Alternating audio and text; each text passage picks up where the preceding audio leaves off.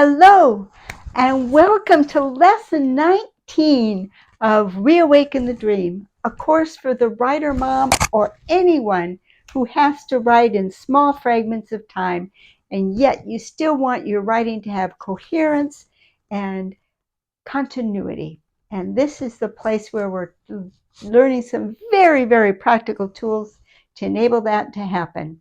And we are in the character profile portion of the course where we are talking of creating the power of living characters. And in fact, we're working on our 14th character trait this week. Quite amazing. Lesson 19 of 35. Really going to town. I should remind you that these lessons now, especially in the second half, can begin to touch on topics that are either touch points or are controversial. And so therefore I remind you that I'm not a psychologist. This is about fiction writing, how we can create believable fictional characters. And so if you find yourself becoming upset, just please turn off the video and back away, because this is for fiction writing only, and I cannot give any psychological advice. I'm not a psychologist. So, a very quick review of where we left off last week. Last week, we talked about respect. And respect this time, we said, we had to do with the respect that is given to another by virtue of their status. And we said that it had somewhat the same model that we had in kindness, but in kindness, we looked at the struggle between the alpha and the beta challenging animal in a pack. And we said under kindness, it was the alpha animal going after in a very unkind way to the beta. But in respect, we're looking at it from the point of view of the beta animal, where the beta animal is rebelling against the authority of the alpha animal.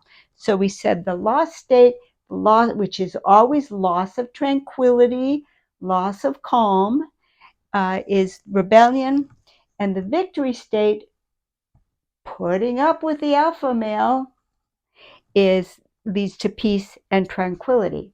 Of course, that leads you right away into controversy, because the question is, are you enabling villains if you are putting up with too much?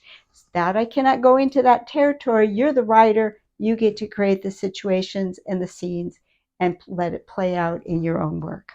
We said that there's only one modifier, which is the scale. This is true of all of the traits in the empathy group. And the scale in this case is, what are you risking in your rebellion? And the risks could be very, very high. So that's the scale of rebellion. This week, we're still in empathy traits, but we're going to be working in a different cluster of empathy traits. And this week's trait is sincerity. And just for a very, very brief definition before we go into the scenarios, by sincerity, we're talking about being genuine in your words and in your deeds, and also being genuinely present to others when other people are talking to you. And that's what we mean by sincerity. So, our scenarios. Jeffrey had never been invited to a party at anybody in authority in his company before, much less the CFO. Why, he was a little bit overwhelmed. He bought a new suit just for the occasion, and he polished his best shoes till he thought his arms were going to fall off. He really wanted to make a good impression. He was hoping that this party invitation might mean that he was being considered to take over the Gilbert account now that Fred had left. Well, he got to the party and things were going pretty good. He was starting to get into conversations and starting to feel a little more comfortable when Carl came up and joined the small group that he was with. Jeffrey immediately noticed how comfortable Carl seemed to be. He was just laughing and got everyone laughing, and he was so slick and smooth. Jeffrey really didn't know what to do. He was beginning to feel it totally outclassed by Carl, and he did not like that at all. So when Carl brought up a recent acquisition that the company had made, Jeffrey piped up and talked about the great role that he had in the decision to make that acquisition. And he kind of stretched his role a little bit to make himself look good. Sincerity. Sally looked around the bus as she got on, and oh no, there was only one seat left open next to an elderly, toothless woman. She kind of gingerly sat down. The woman kind of smelled like cabbage and stale body odor, and oh, Sally wasn't very comfortable at all. The woman scooted her shopping bag over to make room for Sally's feet. She could hear the clink of cans scraping against the floor of the bus. And the woman apologized, and by way of explanation said that, oh, my son is coming for dinner tonight. I don't get to see very much of him these days. Sally pulled together the bestest, the nicest she could be, and said, oh, how lovely. Well, that was all the opening the elderly woman needed. She launched into a long story about her life and her travails.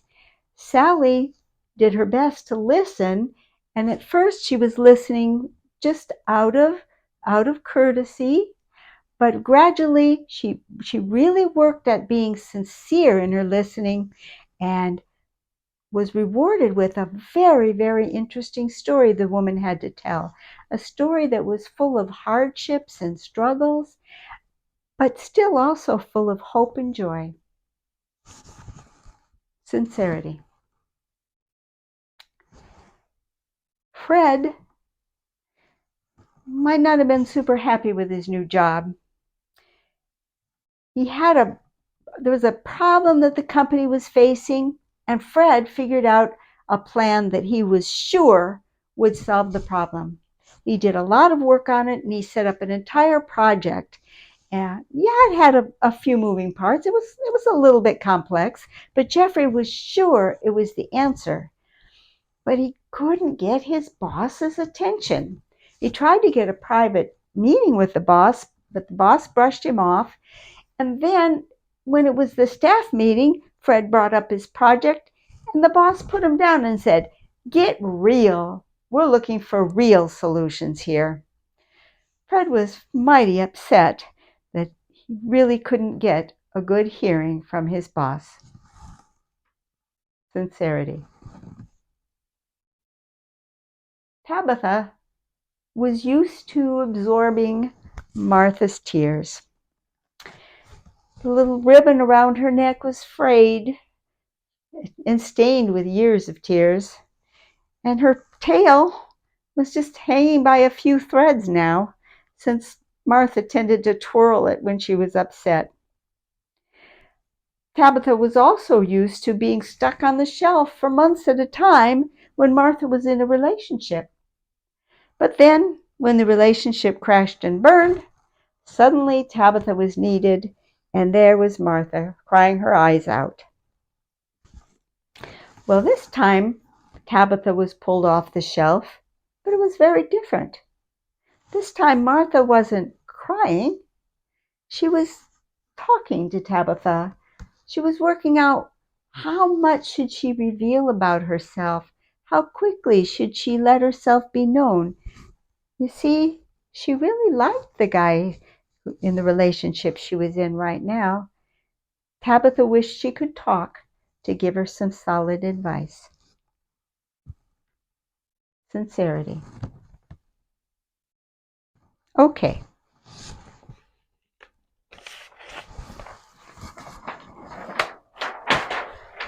Analysis of sincerity. What's our triad of emotions? Well, we have an interesting animal model in sincerity. No, that's not an ugly angel. That's an ostrich. The ostrich is puffing itself up, making its arms big, making it look big and mean so it could take over the watering hole and get a drink. You know how they do with a drunk with their necks and then glug, glug, glug. I didn't give him a neck. That's why he doesn't look like an ostrich. Oh well, he's an ostrich. So the struggle that we have in sincerity is the struggle of insecurity, of wanting to look maybe a little more than we are, a little better than we are, trying to puff ourselves up in the eyes of others. So the challenge and the struggle is the challenge of being fully present and fully genuine to the people when we're speaking, and also genuinely present when we're listening. This is a rather simple to describe character trait, the ability to be sincere, but it's very, very prevalent. And therefore, it's really worth spending a little bit of time with. The loss, the victory, and the scale are all tied to the relationship. Well, that's no surprise because what's at stake usually in an empathy trait is the relationship. Sometimes there are other dangers. But in this case, sincerity, it's purely about the relationship. And there are two kinds of relationships that might be involved. One is an actual relationship that already exists, and the lost state of sincerity might mean that it's not developing properly or that it's crumbling or growing cold.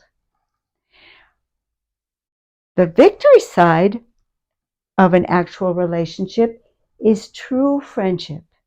When two people can be genuine and sincere with one another, very open and free to express who they are, then you end up with the delight of true friendship. But it's not always just an actual relationship. Sometimes the relationship is a potential relationship. A new person is coming into your life, or someone is that you've just known casually, you're getting to know better. And the question here, what's at stake is, will that potential relationship grow and blossom and mature into friendship? So that is really what's at stake. And the scale, of course, is how important are relationships to the character. And the interesting thing is that I've heard it said many times that one of the biggest challenges that society faces, and therefore that your character might face, is loneliness. And what is loneliness except absence of relationship? And so, despite its simplicity, it would seem that sincerity is a pretty important emotion for the day. And while you cannot make someone listen to you sincerely, so you cannot force a sincere hearing out of another person, but what you can always do is flip the model and be a sincere listener to another person. And when you are a sincere listener to another person, you're automatically valuable to that person. And that is one of the great rewards of sincerity, is a relationship in which the parties are valuable to one another.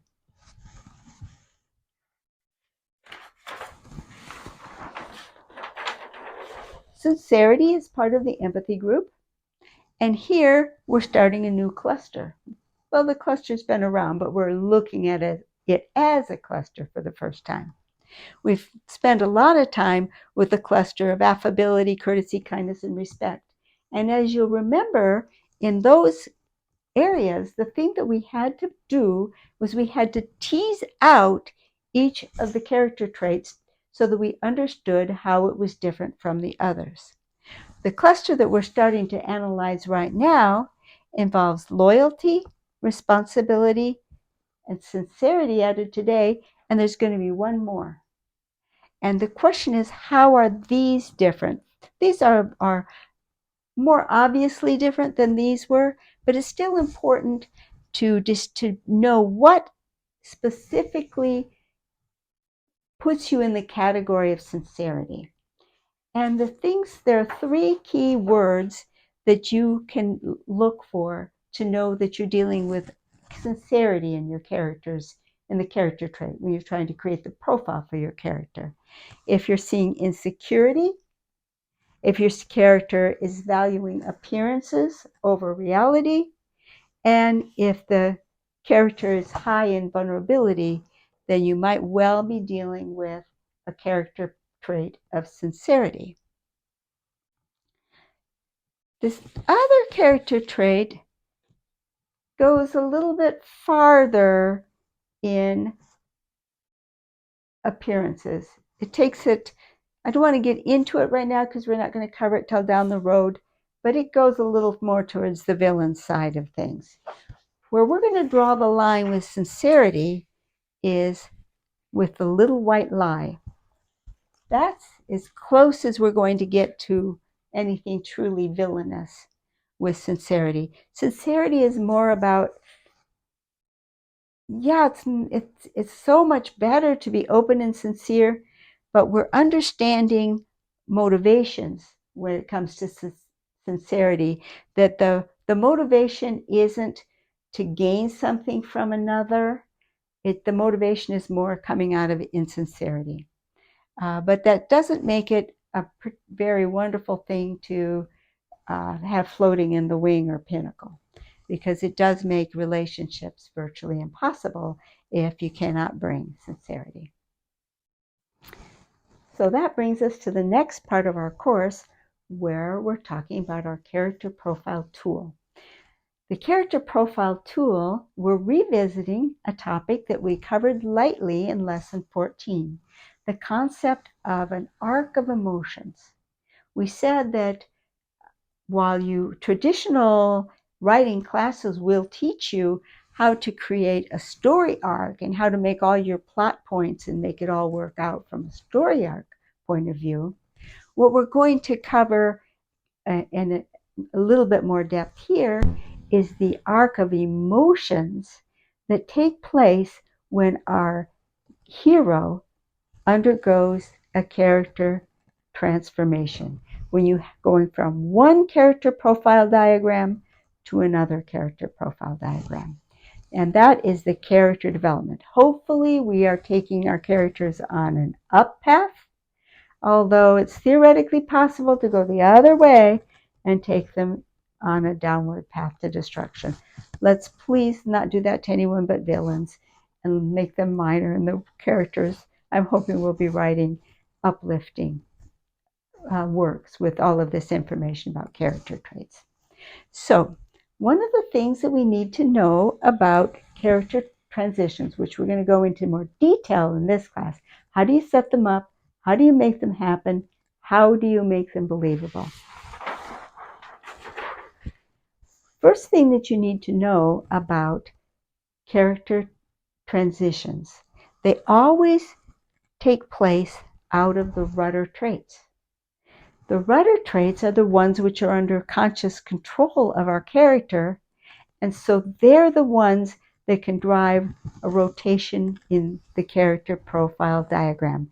You can see that it makes the shape of a wheel, and we'll actually see some turning of the wheel as we take an example and we go into an example with our friend Stuart. So there are two ways that these character transitions can take place. One way is through the conscious decision and effort of the character.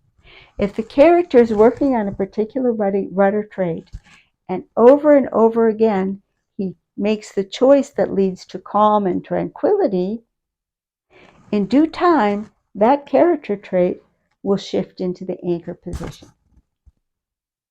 Likewise, should the character continually make decisions that throw it into chaos and disturb tranquility, that character trait could slip up into a wing position. So, but all character transitions begin from the rudder position, up or down. That's the type of character transition where the character is making conscious decisions. There's a whole other type of transition that can occur with a sincere encounter or a sudden encounter or a dramatic encounter with another character. We saw an example once before when we were talking about self-control, where we said self-control had the ability to flip from the anchor position to the wing position. This isn't quite the same. The type of transitions we're talking about here always involve another person, and it's the interpersonal dynamics that lead to the character transition. And unlike the conscious decision, which involves working on something gradually, so that when it makes the shift, it's at least fairly stable, these can be very tenuous. So let's make it a little bit more concrete by giving an example. Through the coming weeks, we're going to give several examples, but today we're going to focus on our old friends, Nick and Stuart, because they're so familiar to us, and it gives us something to talk about. We've drawn up this diagram in the past for Stuart. We said he didn't have responsibility and loyalty were up there in pinnacle, and affability was even only in the wing position. But we haven't given Stuart a rudder trait, and we know that all transitions take place out of the rudder trait. So what might be one of Stuart's rudder traits? You might remember that we used to, when we were talking about finding the character traits of your character, we invited you to take a look at your reference list of your characters and go down and feel each of these traits and see if you can feel which one is a rudder trait. Well, you don't have to get very far down the empathy to realize that kindness was clearly a rudder trait for Stuart, because he ran up to Nick and grabbed his backpack and took off on his bike. That was a great unkindness, and that was a conscious choice. And so we know that kindness is a rudder trait for Stuart. So let's see what happens when the story continues. Remember, we said that after that, he took off with a backpack on his bike, and he took off into traffic, and oh my gosh, there was a car coming, and he had to veer his bike sharply to not rush into the car, and he smashed into the curb, and he fell off his bike, and he was bleeding. And what happened? Nick ran up to him, helped him up, helped him get on his feet, and then helped him get his bike home. Well, that did a very, very strange thing to Stuart.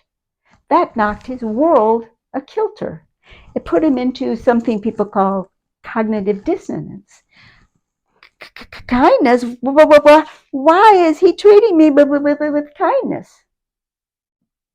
So, for a moment, possibly only for an instant, kindness slipped down into an anchor position for him. He's trying to figure out, where does this fit?